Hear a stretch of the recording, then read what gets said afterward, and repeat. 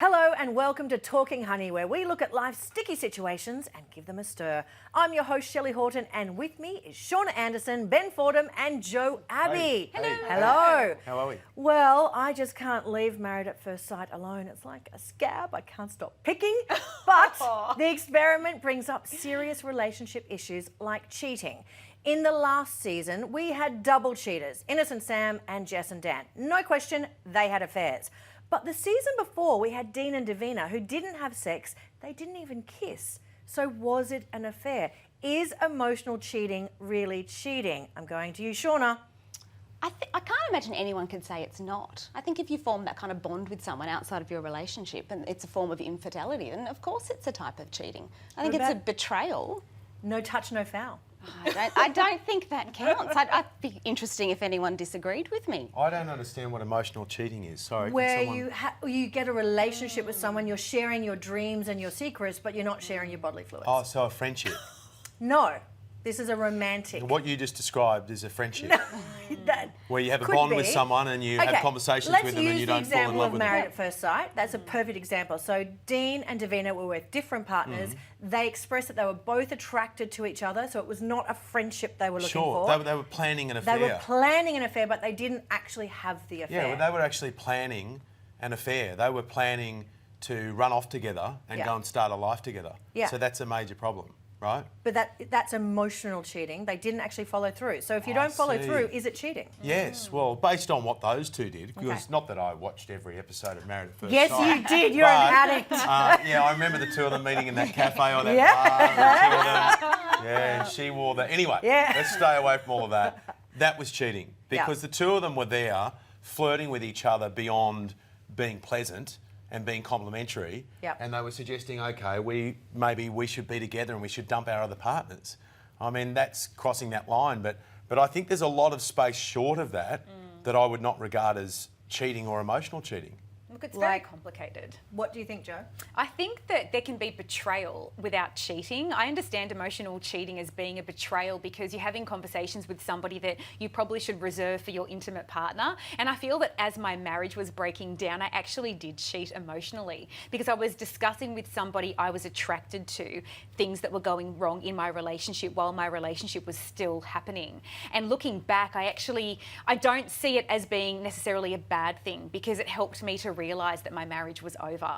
So, you know, while I didn't... advice, aren't you? If you're talking to someone and telling them what's going on, The difference was... to them. Yeah, so the difference was because we were attracted to each other, I think that his advice was skewed and the way I took it from him was very different, and that by the time I even decided to or found myself emotionally cheating, I was pretty much checked out of the marriage already. But what it did for me was give me that extra sort of, you know, motivation to leave and go, wow, I'm really at the end. Was over. Yeah, so I'm really grateful for that experience because I was really hesitating leaving and I really needed to. We've actually got your ex-husband and your emotional cheating partner live at the moment by satellite. This is not Jerry Springer, okay? This is Talking Honey. We don't have them? We don't I have just think, you know what, I mean, I know I'm an oversharer, but I just feel like we have to have these conversations because, I mean, these things happen and I don't think that they're all bad. I think that we need to listen to ourselves and our instincts and our reactions to things and make life decisions based on that. There's no point acting like we're all perfect and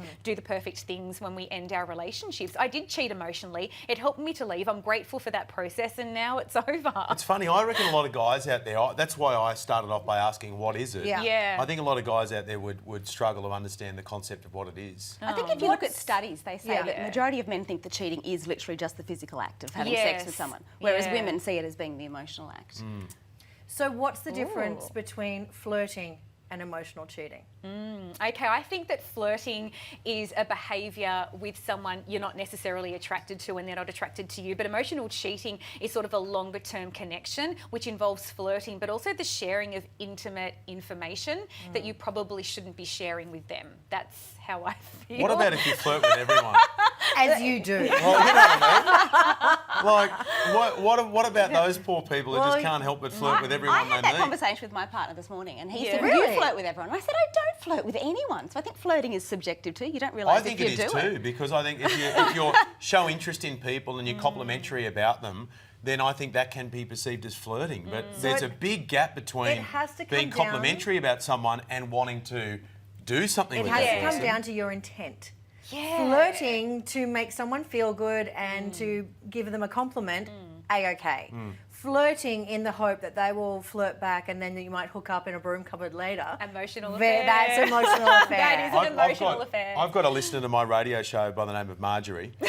Marjorie's 95 years of age, and Yes. she's one of the most generous women in the world. You know, when there's someone who needs assistance on something, raising money, she's called up before and written a cheque for $40,000. Wow. I said to her, look, I'm going to come over to your place because she loves champagne.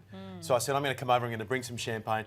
And then I went over there to pick up one of these cheques. And when we did all of this, I said, look, she said, I'd love to meet your children. I said, okay, well, I'll bring Freddie and Pearl over here and we'll catch up. And I said, I might bring Jodie too. And she said, that might be awkward.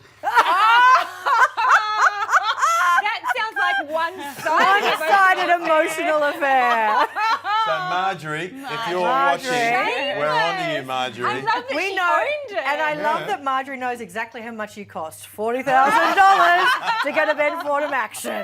Done. Oh, that I love is it. So So, Joe, here's a question to you. Okay.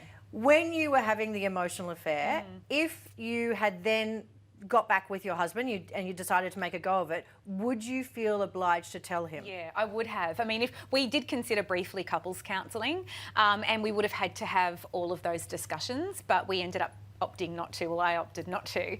But yeah, we definitely would have. I mean, I think that while I was in my marriage when it was good, I was very careful about the information I shared with others and the conversations that I had. I wanted to make sure I was always respectful and, you know, really honoured our relationship even when he wasn't around. And once I stopped doing that, it really was a sign that I had already sort of mentally left. I basically have a rule that if you would say those words or make those actions in front of your partner, it's fine. Yeah. That's the rule. If it's something that you would not do in front of your partner, then It's there's a something a bit betrayal. sinister about it. Yeah. Now, I'd like to know if the other person on the side of your emotional affair thought it was an affair. Did Probably they not see it because as it was that? a bloke. And it was I they saw honestly it? don't know. I mean, I've never really had that conversation because the second I left my marriage, the emotional affair was over. It was like it served this purpose for me, and then once I'd made the life decision, the charm and, you know, that situation just, you know, ended as well. It was it was the strangest year of my life. And all the feelings from both relationships just disappeared, and then it became about me and my children in the future.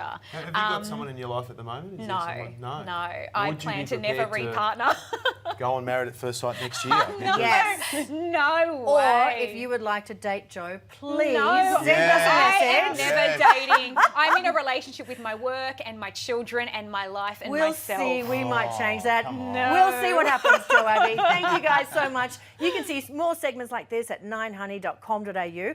Or if you'd like to share your thoughts on emotional cheating, leave us a comment on our 9Honey Facebook page.